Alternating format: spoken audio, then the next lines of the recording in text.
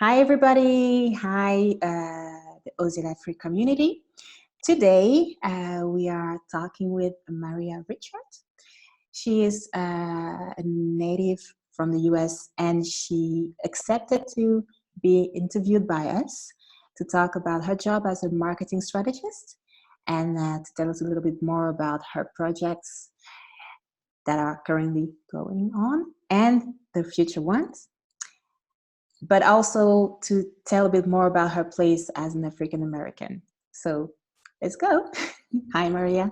Hi, thank you so much for inviting me, Michelle, and thank you for being so flexible. I mean, we're in the middle of COVID-19, so pardon any odd sounds. I'm talking to you in the garage. We're just making it happen. So thank you for being so flexible. Thank you, thank you. So can you tell us a little bit more about who Maria Lloyd is? Maria Lloyd Richards, sorry. And No, it's okay. hi, how would you describe yourself? Sure. So, as you said, my name is Maria Richard, formerly Maria Lloyd, and I would describe myself as a person who is very innovative. So, I really love technology. I love thinking about things outside of the box. Also, I would describe myself as an avid reader. I absolutely love to read. It is hands down my favorite hobby. I've been reading since I was probably about 4 years old. And then my second love, well, really, they're probably, yeah, I would say that they're interchangeably number one and two, is writing. I absolutely love to write. It is my career now. I've been writing. I literally have a diary that I started in first grade. I still have it to this day. And of course, I feel a little too old to say that I have a diary. So now I'm just going to say I journal. Even to this day, I still journal. And so I would say that those three characteristics are a perfect way to describe who I am. Great. Can you tell us a little bit more about your childhood in the US? Yeah, absolutely. So as you mentioned, born and raised in the United States. I was born in Chicago, Illinois. Chicago is the third largest city in the United States. Mhm. And both of my parents were also born and raised in Chicago. I was raised in the South, in Mississippi. Mississippi has a pretty bad reputation when it comes to African Americans. It's definitely Oh, um, I guess you could say, epicenters for some of the racism that occurred, especially in the 60s. So it doesn't have the greatest reputation, but I will honestly say that my childhood was spectacular despite all of the adversity. My father was incarcerated when I was 4 years old. He's been in prison now for 30 years, over 30 years oh, actually. And so, I was raised as an only child by my mother. And so, despite all of these obstacles, my childhood was beautiful. I was raised in a very rural community, a lot of other children. So, I grew up with families. They were pretty much like my siblings. And it was very peaceful. It's really quiet and it's scenic. We have trees, we have animals all over the place. So, I had a wonderful childhood despite the adversity. okay, okay, wow. It sounds challenging. Well, thank you for sharing that with us. And I think knowing that now, we can move on to the entrepreneur that you are. And I wanted to know how was your life before you became an entrepreneur? So, life before entrepreneurship, well, it's interesting. It's almost hard for me to answer that question because I've been an entrepreneur as far back as I can remember. So, when I was 5 years old, I would take these little bead necklaces, and these are beads associated with a festival here called Mardi Gras. And so I would take these beads and I would cut them up and I would twist them into the little poodle dogs and I would sell them to my classmates for 25 cents. That's when I was 5 years old. So I've been an entrepreneur from the start. But in terms of being an entrepreneur full time, that really started to kick off for me as early as college, which was 2004. I started making money writing people's biography, writing or editing people's documents, writing papers for some of my colleagues. I won't tell anyone's names. And so that really started my true path onto entrepreneurship. But beforehand, before I really kind of started my business, started freelancing in 2012 and so on and so forth. Um, it was really interesting because before I launched my business and before I started freelancing full time, which again was in August 2012, I had over 30 jobs. I had over 30 jobs. And the reason why was because I was trying to force myself. It's like trying to force a square into a circle, right? You just can't do it. And I was trying to force myself to be the best employee and to get a job, and I just had a very, very challenging time. And I bounced around from job to job. I'm very proud to say, despite having over 30 jobs, I've only been terminated from one. Um, the others, I've won awards for being a stellar employee and all of that. Mm-hmm. So, I mean, when I Yeah. worked for people, I did my best. I didn't just, show up and mess up. But nevertheless, it was challenging because I knew deep down in my heart I was not living my full potential. And my full potential is to be an entrepreneur. That's just who I am. It's in me and it's innate. I was born with this desire to be a business owner. Wow, wow, that's very impressive. Very, very impressive. And you're still doing and finding time for us. I mean, you are in the US and me, I am in the Netherlands, so we have like 7 hours difference. So really, thank you for taking the time. Absolutely. So, other questions for launching your business. What drove you to start your own business? So as I mentioned, I attempted to do the traditional thing, right? I went to college. I got jobs after college. I've had internships every single year that I was in college. So I attempted to do the traditional thing. And what really pushed me Mhm. to move forward with launching my own business was in 2012, I quit my full-time job. I was working as an assistant marketer for not a nursing home, I'm sorry, a retirement community. Mhm. And, you know, I just decided I'm sick of this. I'm going to just jump out here and do my thing. And I started freelance blogging, and then I eventually that evolved into something else. But nevertheless, what really pushed me to just launch my own business was actually a little bit of a friction with my business partners at the time. And I just said, you know what? I have been stalling and putting this off for the longest, and now is the time. It's the time. And so I'm so happy I made that decision, even though it wasn't under the best circumstances. But that is really what catapulted me to just go ahead and get it done, because I've been procrastinating. I had just been working as a freelancer. And so once all of that started, I decided, okay, let's just get it done. And I did. Okay. Yeah, it's true that when you partner with someone for business, it's just like marriage, right? So it can be even worse than marriage. So you really have to choose the right person at that time, because things can Yes, evolve, of course, for the best or for the worst. So yeah, that's so I can true. understand. Very true. Can understand that. And how did you feel the day that you took the first step? Were you enthusiastic, skeptical, reluctant? Was you afraid? I was actually very excited because, again, this is something that had been in the works for a while. So I was really excited and actually a bit disappointed that I had taken so long to take that step anyway. Because, as I mentioned, I started freelancing in 2012 and I didn't launch my business until a few years later. So I had plenty of time to get it done. Okay. It's just I had started to, in some ways, get comfortable in my freelancing capacity, and I just didn't move forward with it. So I actually was excited to launch the business. I knew it was going to be a lot of work. It is still a lot of work. um, but I was excited, and I actually kind of regretted not getting started sooner. So that's how Okay. I felt.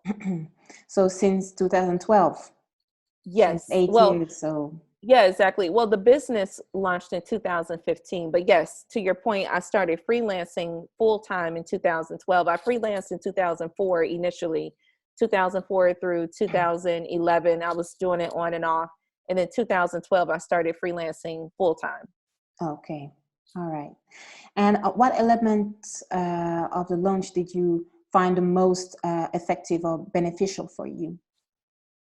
So the elements, so the biggest, the most effective thing for me was definitely just tapping into my network.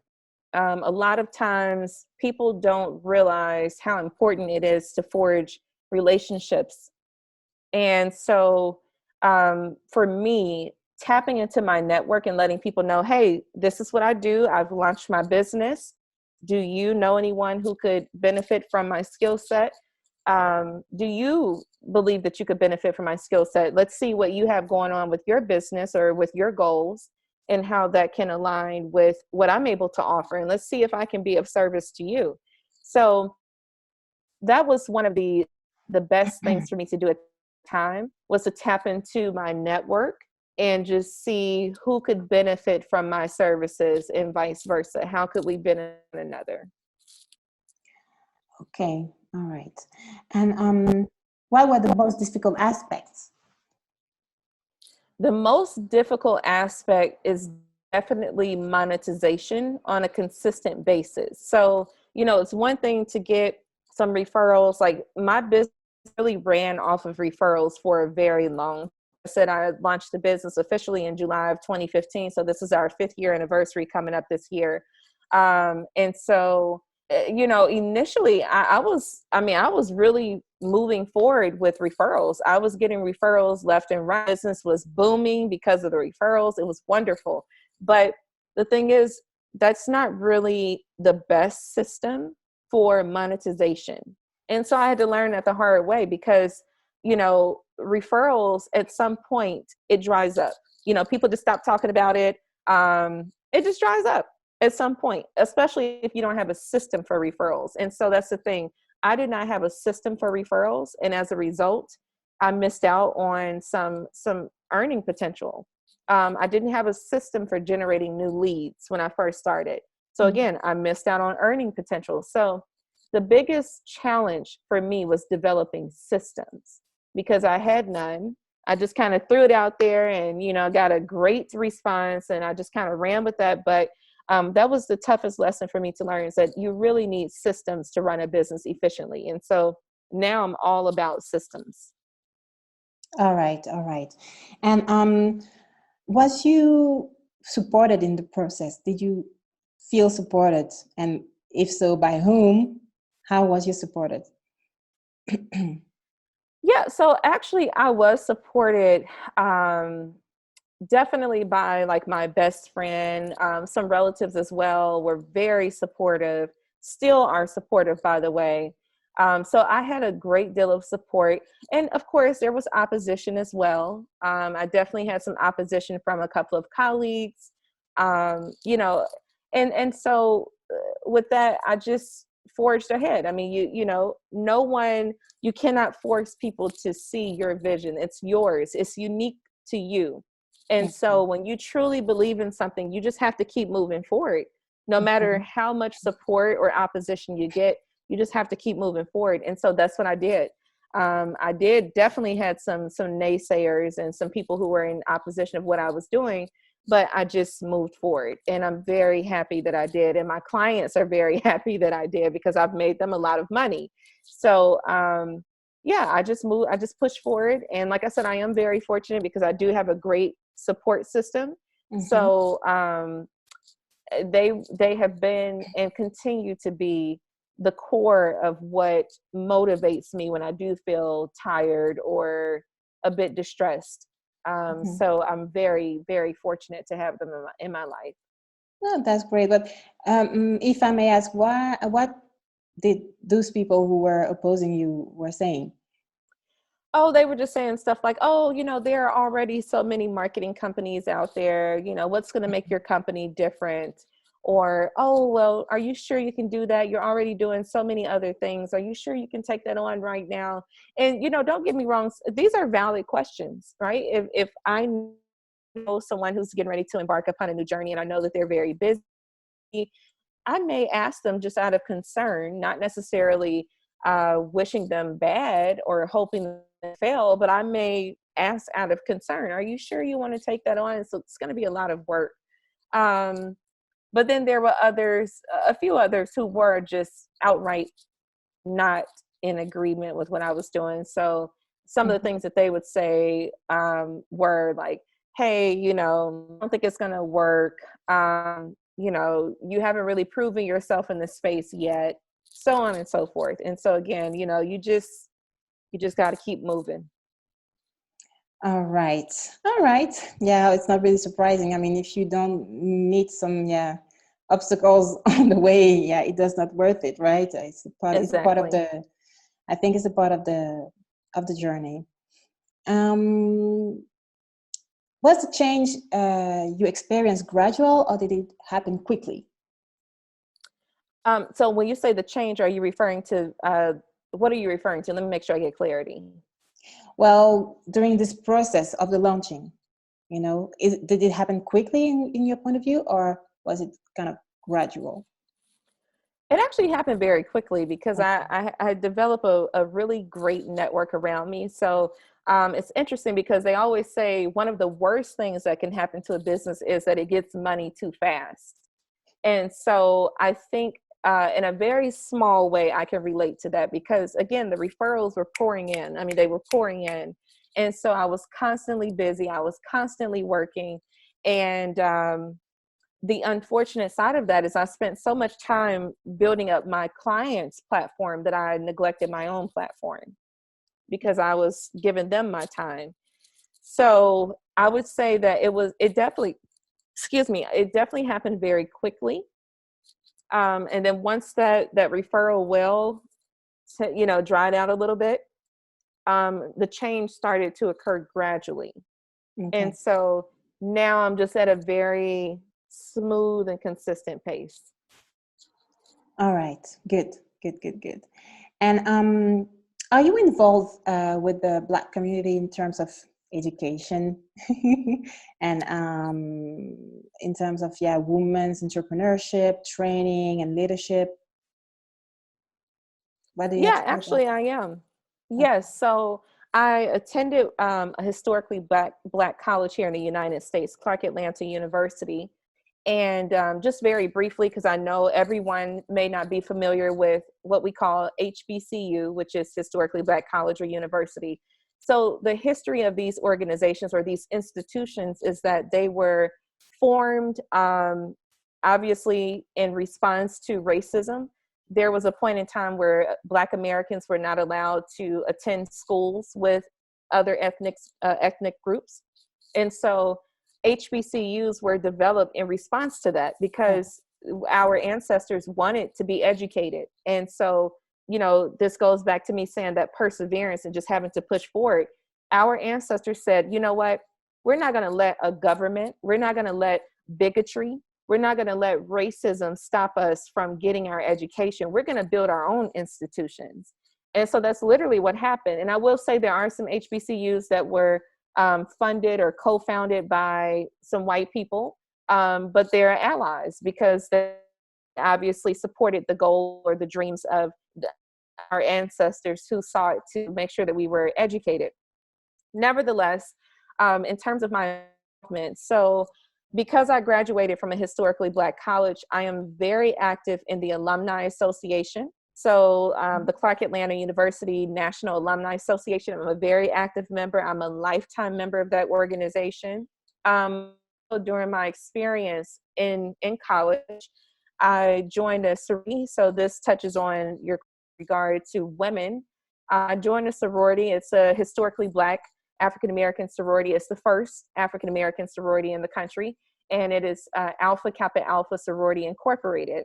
Yeah. And for those who may not be familiar with the whole sorority culture either, um, this is just my personal thought about sororities and fraternities in the African American community. But because we are descendants of people who were forced into slavery, I believe for us that these organizations were in the same way that HBCUs were formed in response to us pursuing education.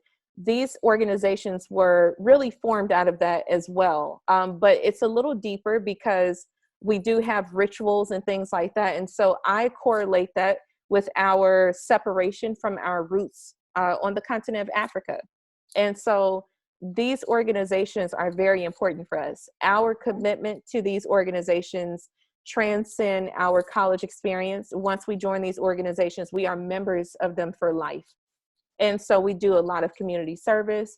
We do a lot of education and training. We do a lot of mentorship, sponsorships, et cetera. That's, my involvement with regard to women. And then last but not least, I am a board member. I'm the vice chair of the Mobile Area Black Chamber of Commerce.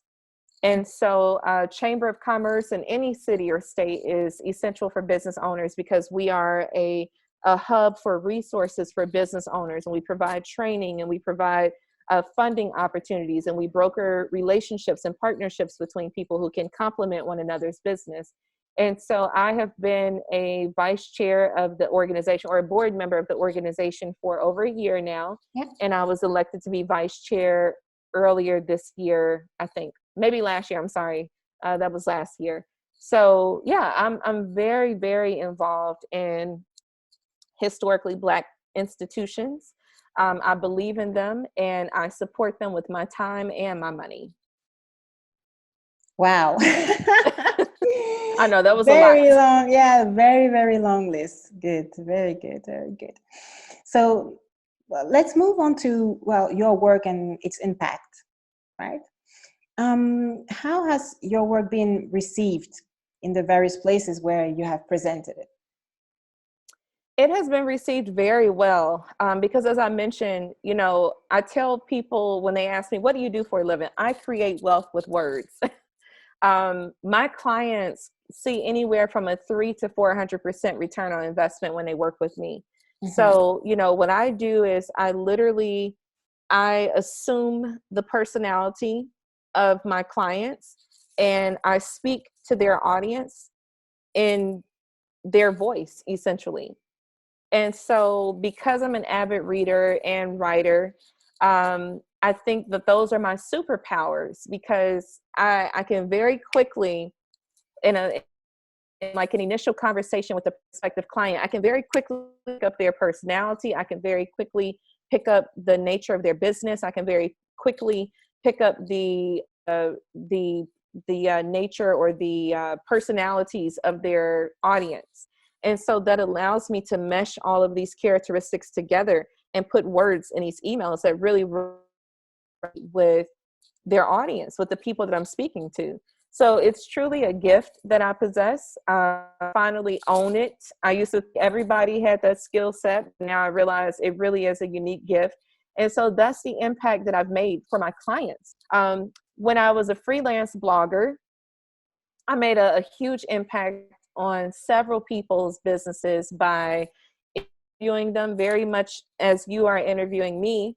I used to be on the other side of this, interviewing business owners, and they gave me a lot of pride because I was able to bring light to what they were doing.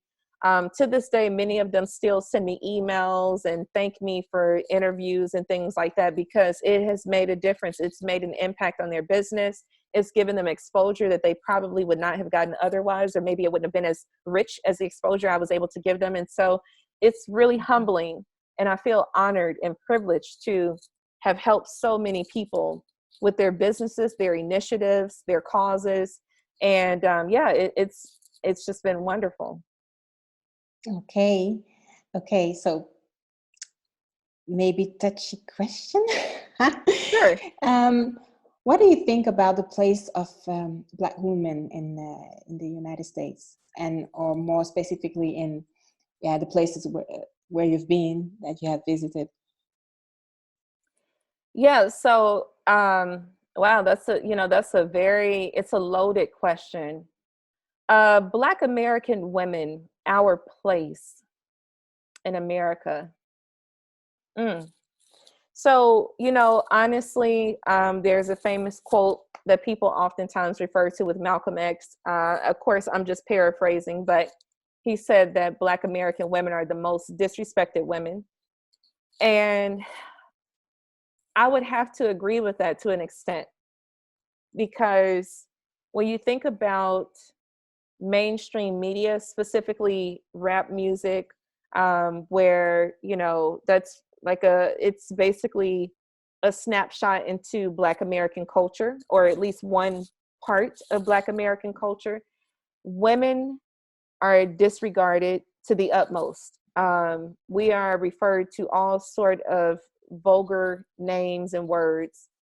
Um, and so that is very unfortunate. But here's the thing, again, this goes back to me talking about perseverance, right? And so despite us being disrespected, disregarded, dismissed in a lot of spaces, we persevere. And so right now in the United States, Black American women are the most educated population in this country. We have the most education than any other race or gender. Obviously, we're women, it's only men or women. But we are the most educated population in America. Mm-hmm. So that just goes to show, again, we have that perseverance despite our position in this Yeah. society where we're not really elevated. We have to kind of elevate ourselves, which is fine. I think that's important. Self-affirmation is very important to me. Um, but we are the most educated population in America. And we are the fastest growing entrepreneurship population in America as well. Black women are forming businesses quicker than any other population in the United States. So again, that's a testament to our perseverance. It's a testament to our willingness and our ability to affirm ourselves and not sit around and wait for others to affirm Mm-hmm. us, right?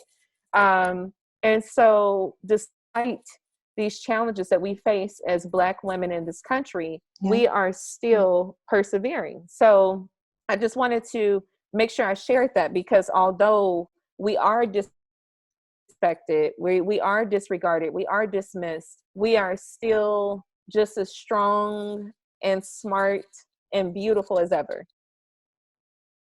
All right. So we talk about education, and it's something that I really enjoy, and I really affectionate.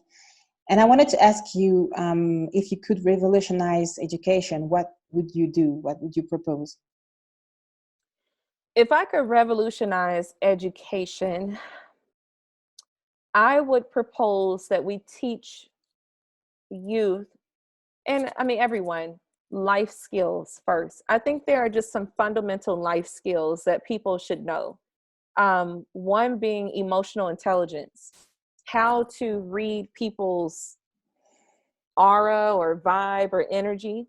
That's very important, especially as a business owner, but just in general. If you want to be a good spouse, it's important to have that emotional intelligence. If you Yeah. want to be a business owner, it's important to have that emotional intelligence. If you want to be a manager at a company, in everything that you do in life, emotional intelligence is so important to your ability to connect with other human beings. So I think if we could focus more on some of these essential life skills like emotional intelligence, of course, money and finance, that's something that in formal education settings, those conversations are just not had. We're not really learning how to make money work for us, right?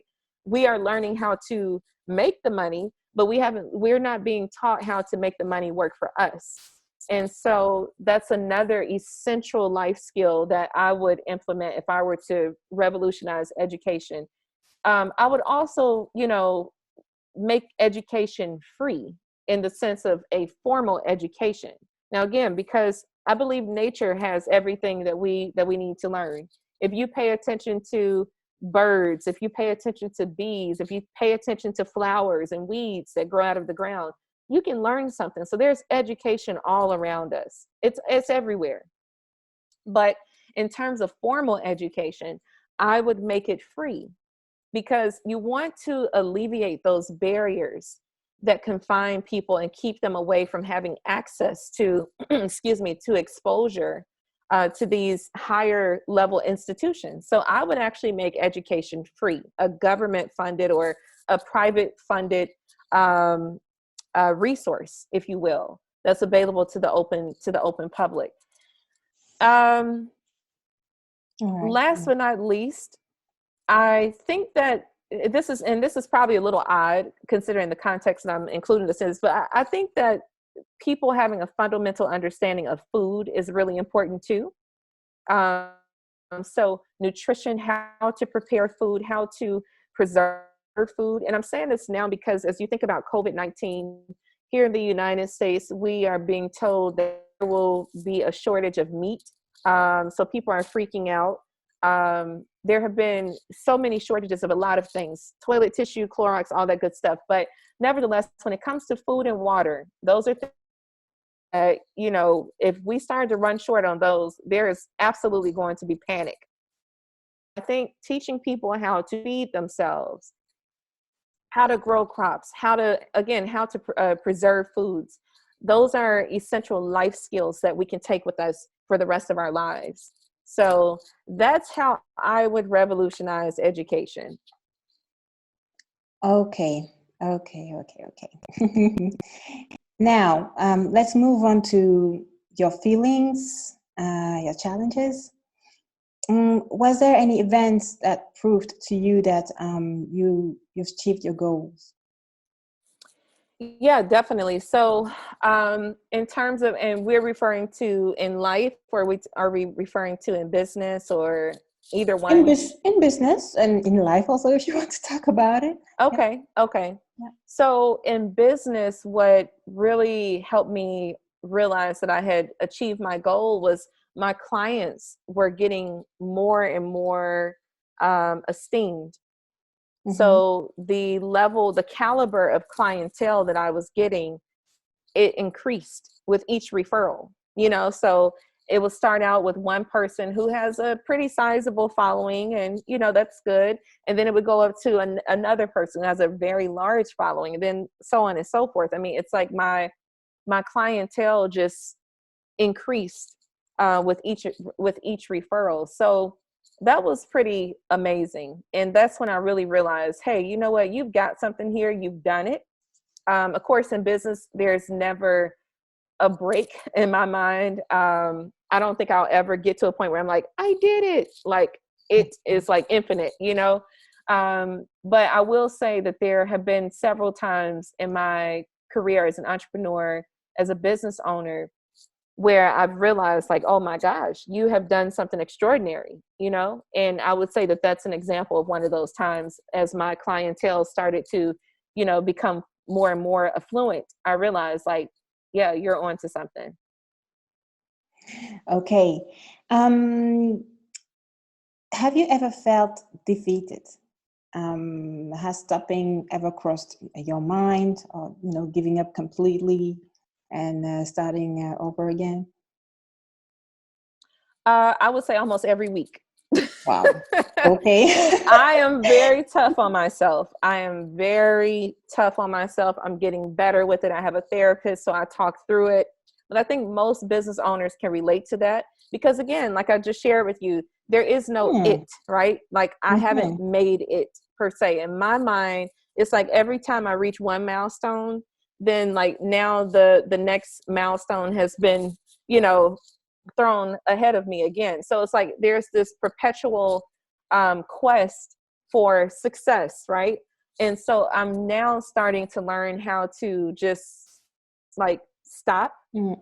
and appreciate and show gratitude for where I am right now, because where I am right now is indicative of success. So I've learned to just really embrace where I am in the here now and not care as much about, you know, um, the next milestone. Just enjoy what I've achieved here.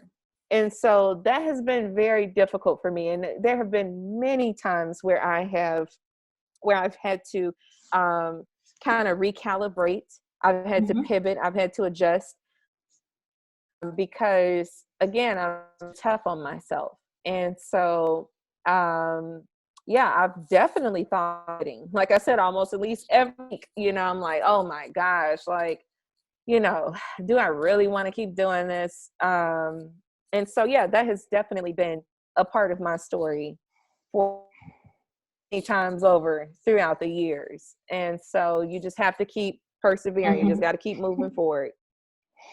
All right. Okay. I heard you say you talk about therapy. Do Yes, you? Okay. So, well, I found that very brave that you say that because yeah, in the Black community, not just in the US but in Africa, broadly, sometimes it can feel like a shame to say that you go talk to to a therapist, absolutely. and people might think, okay, it's something for white people. So Right, I found that very exactly. brave that you can say that, loud, that okay, I can talk to somebody like this, and I'm not abnormal. Right, Yeah. exactly. Okay. Great. And finally, regarding that, how did you finally know that you had succeeded, that you had reached your goals? Okay, we heard that there is never an end, but there are some moments that you think, okay, it's fine now, and then I will go party and celebrate. And how did you experience that moment, and with who? Uh wow. It's interesting because like I said, obviously I've been in therapy to really kind of learn how to give myself that pat on the back, and celebrate. Honestly, I have not done that yet. Um, I have not done that yet, actually. But, and in some sense, I did plan this year to kind of treat myself, to some international travel, just as a way to, kind of pat myself on the back and enjoy the fruits of my labor. So it's interesting. Of course, now COVID-19 has happened, so there's no international travel. Um, but yeah, so as I said, I would say the biggest indicator for me that I had reached a certain level of success was with the caliber of my clientele. With each referral, the client was becoming more and more affluent.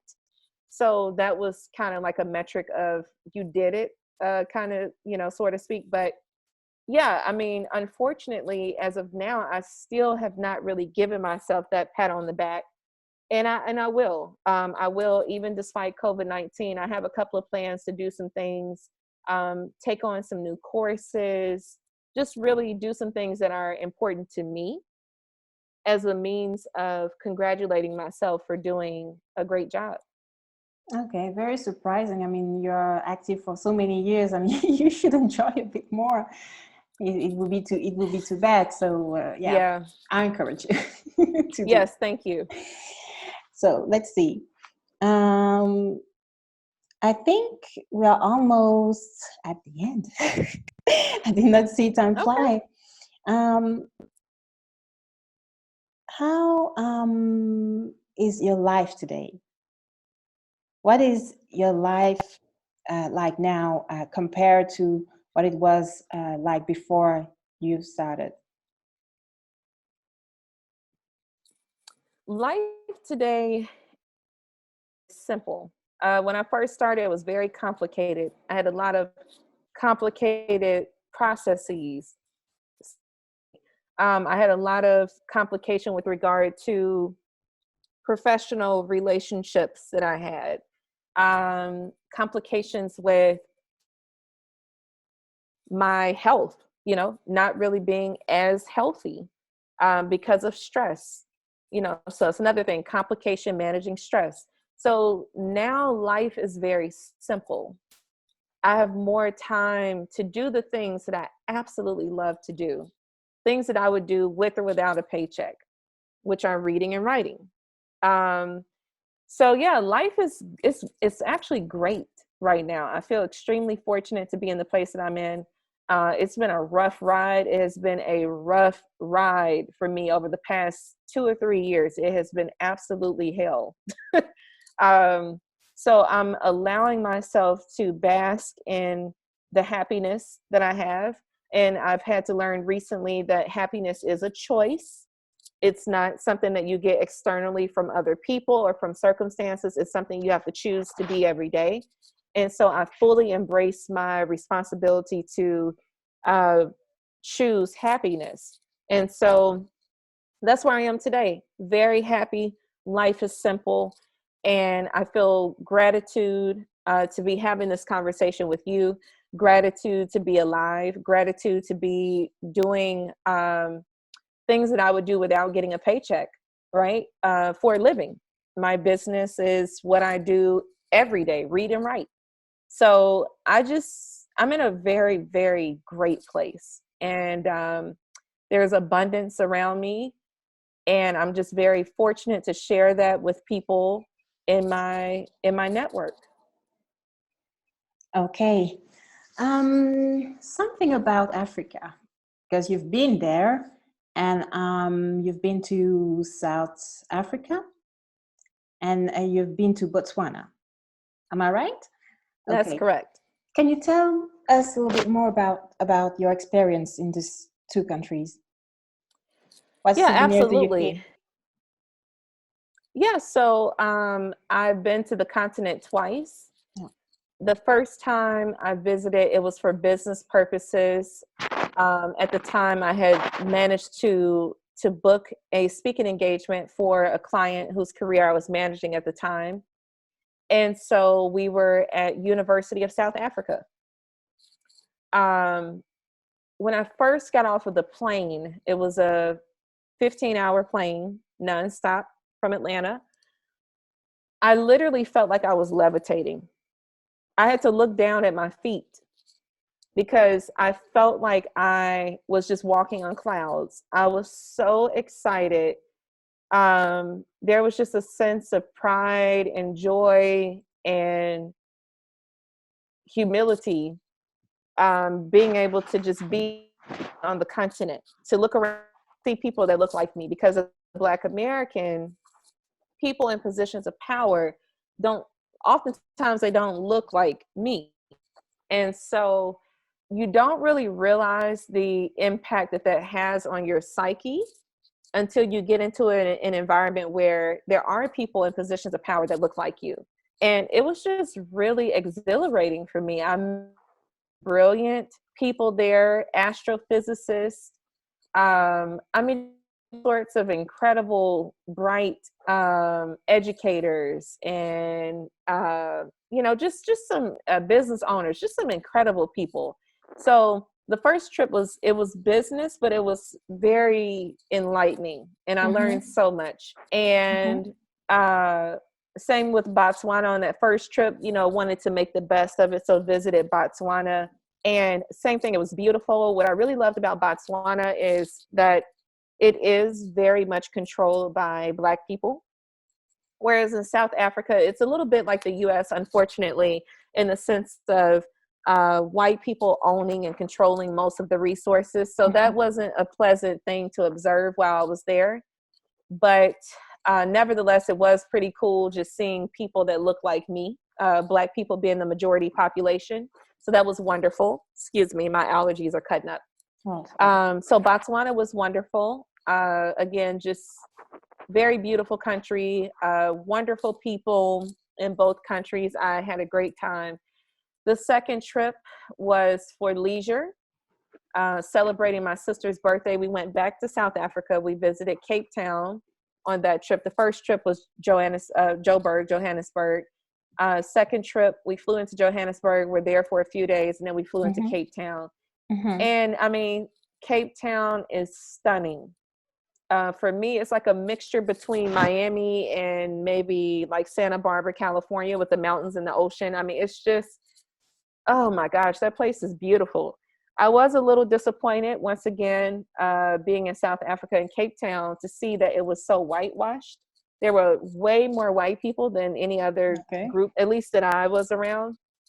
But nevertheless, because I have a glass is half full mentality, we made the best of it. We we were able to go to an Afrocentric restaurant. I can't remember the name of it. Unfortunately, it was fantastic. It allowed us to taste different foods from Yeah. various countries throughout the diaspora, or throughout the Mm-hmm. continent rather. Mm-hmm. And so that was fantastic. And it was just a wonderful trip. Now, unfortunately, I did get stomach flu while I was there. That's I normal. was being a little too adventurous and ended up eating some raw fish. I have no idea what I was thinking, but I was sick for like 4 days. Um, but honestly, it was a fantastic trip. It really was. And that was about 3 years ago. So it's definitely time to get back. Oh, But very as recent. I mentioned, COVID-19, shut plans down. Okay. And did you did you take the a DNA test? Just out of curiosity. Actually, I did not. So I did not take a DNA test. I was very tempted to do so, but I have trust issues when it comes to some of these scientific institutions and government when it comes to our DNA. So I did not take it. But what I did do is I had purchased a test for my great grandmother. May she rest in peace. She was 103 at the time. She passed away at the age of 105. And so I bought the DNA kit with hopes of getting her to take it so that I could learn more about her lineage and obviously subsequently would learn more about my lineage. Well, unfortunately, she could not produce the saliva that the kit required. Okay. So we ended up, I ended up asking my great uncle, her son, one of her sons, to test. He was so enthusiastic about taking the test. And so when he did, we found that most of his DNA traced back to Cameroon. All right. And so it was Cameroon, it was Nigeria. Um, Gosh, I feel like I'm missing a country. It was Cameroon, Nigeria. There was one other country. I don't know why I can't. I know it wasn't Ghana. I don't think it was Senegal. Senegal. Ivory Coast? Which one? Ivory Coast? Ivory Coast? No? No, it wasn't Ivory Coast. You know what? I for some reason I can't think of it. But yeah, so I mean, like I said, Cameroon. It was the top All right. result in terms of the ancestry. So of course, that definitely piqued my interest in visiting Cameroon. I've met several Cameroonians, obviously yourself included, and every single Cameroonian I've met has been exceptionally bright, speaking at least 3 or 4 different languages, just very intelligent, very kind, open-minded and pleasant. So I'm very just really humbled and I feel enlightened that we have such a great friendship because I really do want to visit the country and I Mm-hmm. feel like my heritage, my lineage is in Cameroon. So I need to go visit. Oh, yeah, I think you won't be disappointed. And yeah, one of the things that people talk about a lot with Cameroon is food. The food Oh, is nice. exquisite. Oh, that's wonderful. I Yeah, can't wait. yeah. I hope when that crisis is over, yeah, you definitely uh, can do that. I really wish you can do that because I think you won't be disappointed. Oh, I'm looking forward to it. Yay! So we are reaching the end of the interview, and I wanted to ask you for your future plans. Yeah, so right now what I'm working on is a really exciting project and it takes me back to my freelance blogging roots. Mm-hmm. So I'm launching a platform. It's theblackinvestor.com. Again, theblackinvestor.com. And what the Black Investor strives to do is to fill in those gaps that I talked about with regard to formal education, not really letting us know how to make our money work for us, not exposing us to business opportunities and so on and so forth. And so that's what the Black Investor does. It's filling in those gaps and it's doing so specifically targeting Black people within the diaspora. So you don't have to be Black American. You can be living in Brazil. You can be in Haiti. You can be in Cameroon. Wherever you are in the world, these are opportunities that are available to us throughout the diaspora. These are, vehicles, mediums, if you will, Mm-hmm. that other people have managed to become very wealthy, whether Mm-hmm. it's trading stocks in the stock market, whether it's starting a business, whether learning. I know you and me, we had a conversation about learning a new language and the opportunities that opens up for people. Yeah. So that's what I'm working on. And I'm really excited about it. I'm passionate about this because, as I said, this is something that is missing in education settings. Excuse me. And so, yeah, that's what I'm working on right now. Of course, I'm still in my copywriting business. I have my clients.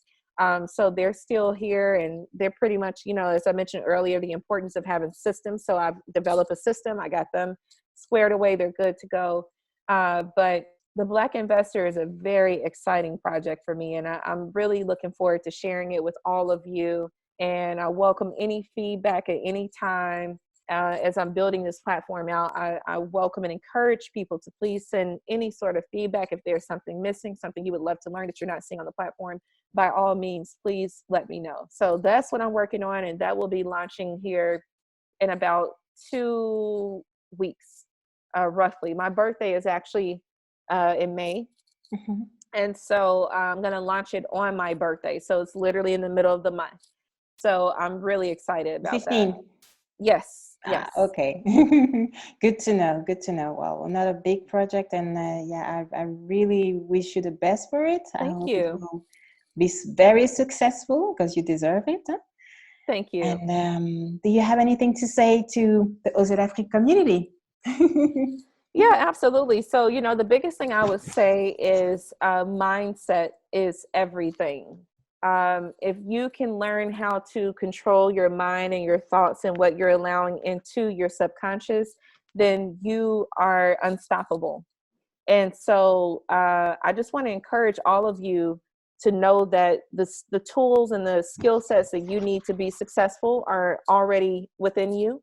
You may need a little bit of fine tuning, a little bit of polishing, but we all were born with special skills and special talents. And so I would like to encourage all of you to just open yourselves up mentally to accept that you have these talents and these skill sets, and just go out and do and be who you are meant to be and do. The world needs you. We all need you. All of us are important in our own right, and there is no competition, only collaboration. No competition, just collaboration. So yeah, just come out here and be the best that you are. There is no one else like you.